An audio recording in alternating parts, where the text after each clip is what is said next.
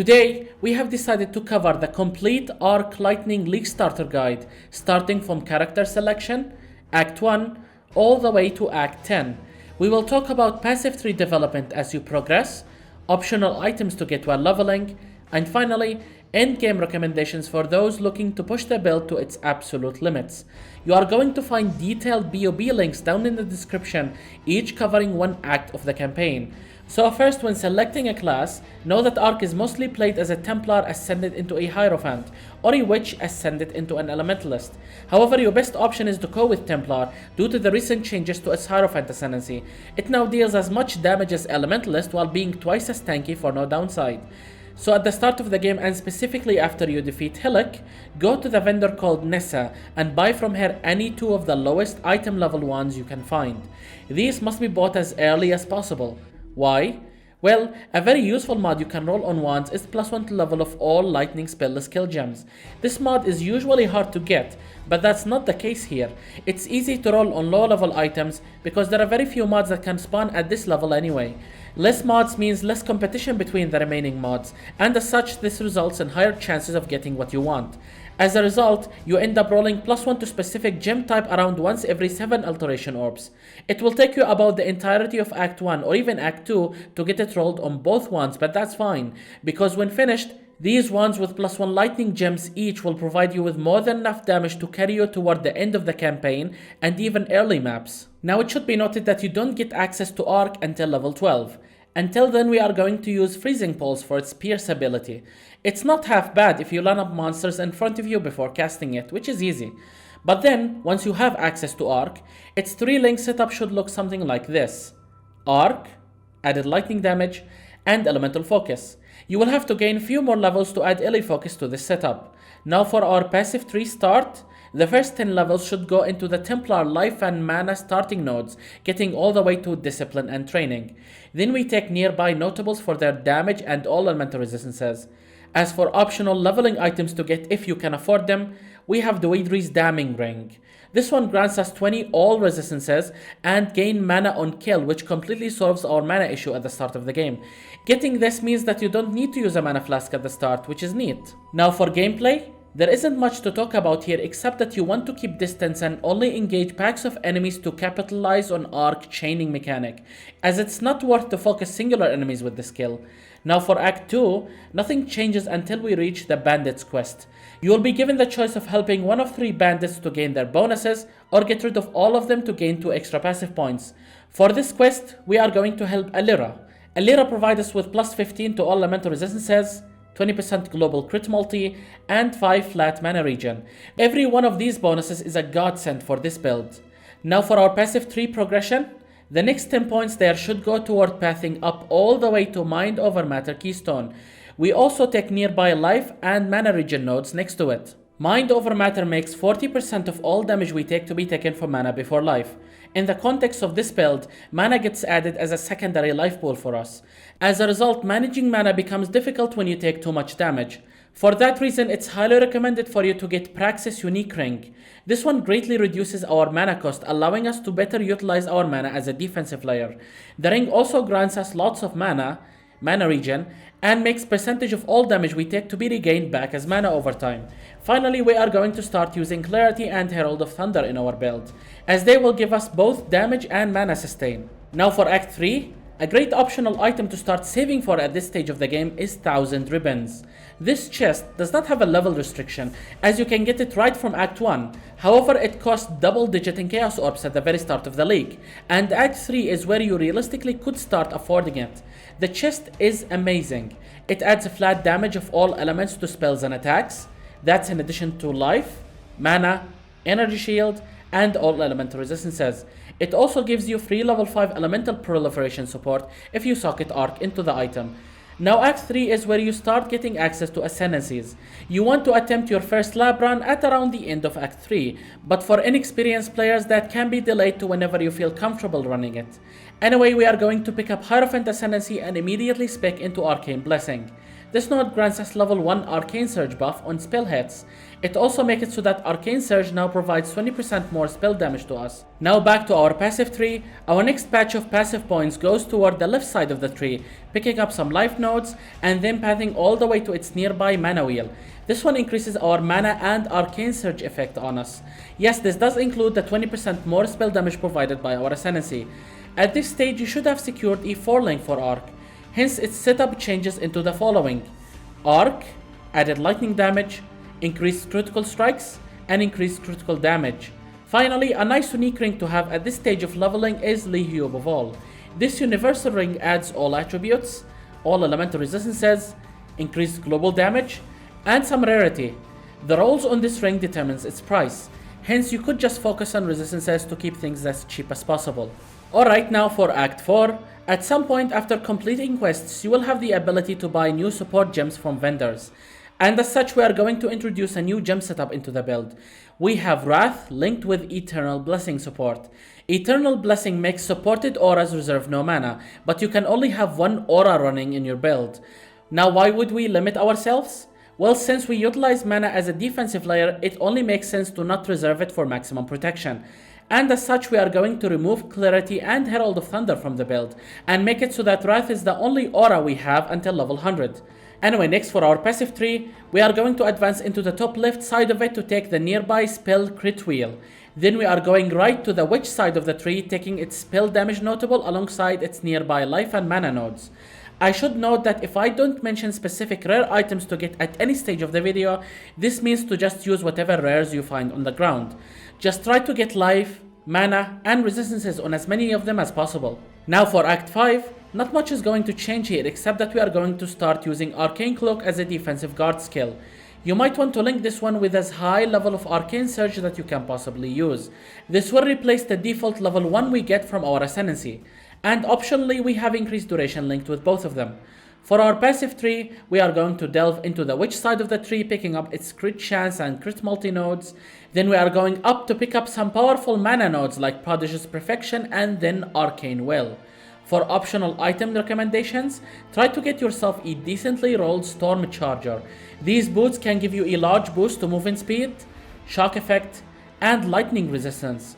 Our critical strikes inherently inflict shock, and increasing shock effect only makes enemies take even more damage. Now for Act 6, usually you start this act with a large hit to your resistances, and to fix it, you either start using rare items you find with lots of resistances, or you can use one of Path of Exile's best leveling items, and that is Gold Rim. This optional helmet gives you lots of resistances. It's so good that some people keep using it until red tier maps. Now for passive tree changes, we are going to path up, picking the left side of the large lightning wheel, then going left to take nearby life and mana nodes. Now for Act 7, this is where you usually want to do your second lab run. You have more than enough damage for Izaro, and Mind Over Matter should protect you against the damage over time you take from traps. Our second Ascendancy node of choice is Conviction of Power. This one grants us +1 to both our maximum power and endurance charges. It also grants us +4 minimum to both. This is where the Hierophant transitions into being one of Path of Exile's best caster Ascendancies. The extra power charge allows us to play as a power charge stacker later on for massive damage boost, and the minimum charges are utilized while leveling. Now for passive tree changes, we are going to path to the top right side of it, picking up useful lightning crit wheel nodes ending in high voltage. Then we are going to continue pathing into its nearby spell crit wheel, taking it and ending in Doomcast. Alright, now for Act 8, a really nice optional item to get is Voidbringer Gloves. These grants us lots of crit chance at the cost of taking away some of our mana with each cast. We got lots of mana in this build, so that's not an issue. The gloves also provide socketed elemental gems with +1 level. Put Arc here to get a decent damage boost until you get E6 link. For passive tree changes, we are finally going to pick up the Agnostic Keystone. This one actively drains 20% of our mana to recover that much life. With it and Mind Over Matter, we almost cannot die as long as we have any amount of mana remaining. After that, we are going to pass to the right side of the tree, taking its nearby mana nodes. Now for Act 9, the only big change here is that you should really try to get Adziri's Foible Amulet. This one grants us lots of mana, flat mana, and mana regen. This amulet is simply best in slot and cannot be replaced with any endgame equivalent.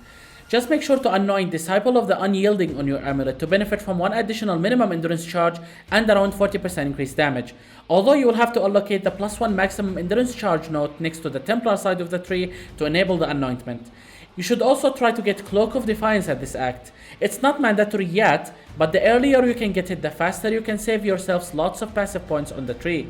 Finally, for Act 10, there isn't really any changes in terms of items. The changes mostly revolves here around our passive tree. We are finally going to transition into a fully fledged power charge stacker right before killing Kitava. And as such, we are going to pick up every single power charge node that we have skipped so far. That alongside the entire power charge stacking wheel at the top side of the tree. These will give you lots of damage, but only given that you have replaced added lightning damage support with power charge on crit in your main arc setup. At this stage, we are already rocking 500,000 damage in BOB, which is more than enough to do Merciless Lab and take Divine Guidance as our third Ascendancy node. This one grants us increased mana, 10% of damage is taken from mana before life, and make it so that our investment increased maximum mana also applies to damage at third of its value. Now you can go kill Kitava in few button presses. But now that we are done with acts, you should have the option to select whatever pantheon you like. Well, we are going with the Soul of the Brine King and the Soul of Garu Khan. Now we are not gonna dwell too much into early game mapping and what league content to farm, as that's personal preference.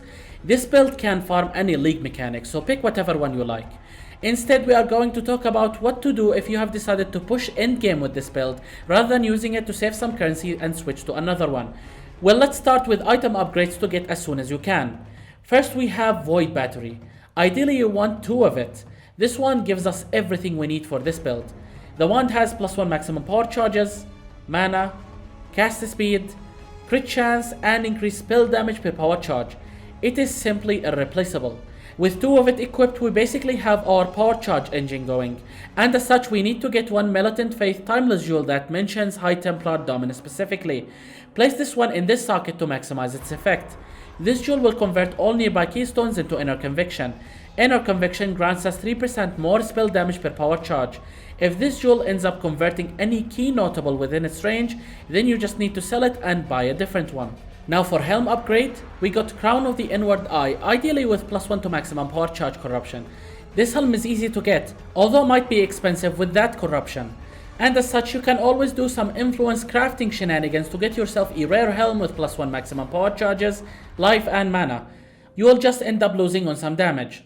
Now for our boots, we are looking for simple rare boots that have movement speed, life, mana, and a high dexterity roll to fulfill our item attribute requirements.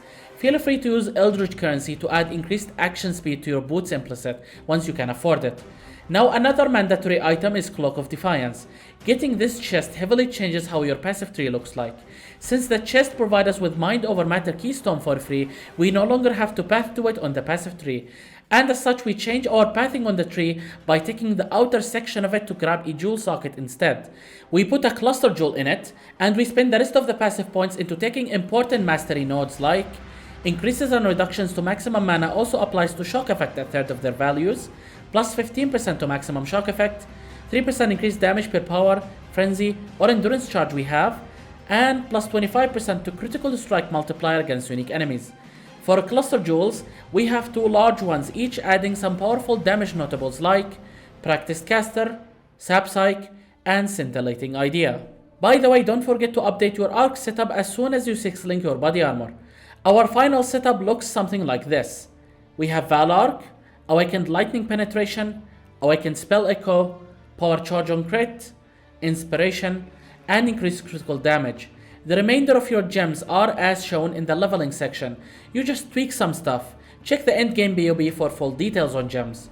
Anyway, next we have a mandatory late game item, and that is a rare belt with life, mana, and most importantly, perfectly rolled and catalysted increased mana recovery rate redeemer mod. Getting this mod is key if you want to run Righteous Fire for its more spell damage multiplier, as it will increase your overall mana regen, and having more mana regen combats the degen from Righteous Fire, allowing you to better sustain yourself. Now for rings, we have a self-crafted synthesized ring with increased spell damage per power charge implicit. On it we spammed Essences of Scorn for crit multi until we hit mana regen alongside it. Next we lock the suffixes and reforge caster for guaranteed cast speed. Then we slam the prefixes with the Veiled Chaos Orb while locking the suffixes to get either Veiled Life or Mana. Then we crafted the other one and called it a day. You're going to need 2 rings like these, and crafting them yourself is always going to be cheaper. Finally, we got a pair of gloves that have life, mana, resistances, and any veiled damage mod, which is optional. You get veiled mods with Veiled Chaos Orb. Just make sure to use Eldritch Orbs to add both chance to unnerve enemies on hit and lightning exposure. Unnerved enemies take 10% more spell damage, and lightning exposure reduces enemies' lightning resistance. Pretty neat. Now for jewels, we have a Watcher's Eye with 15% lightning penetration while affected by Wrath. We also have a relatively new jewel that was added to the game not too long ago, and that is the Adorned. This one increases the effect of your corrupted magic jewels. We are using it alongside 4 identical copies of a magic jewel like this one. On it we have increased mana and increased critical strike multiplier with spell damage.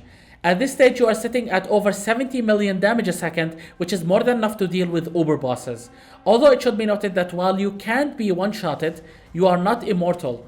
We do have high one-shot threshold in this build thanks to our mana pool, although our mana recovery isn't fast enough to keep up with constant hits, so try to keep your distance and play it safe if possible.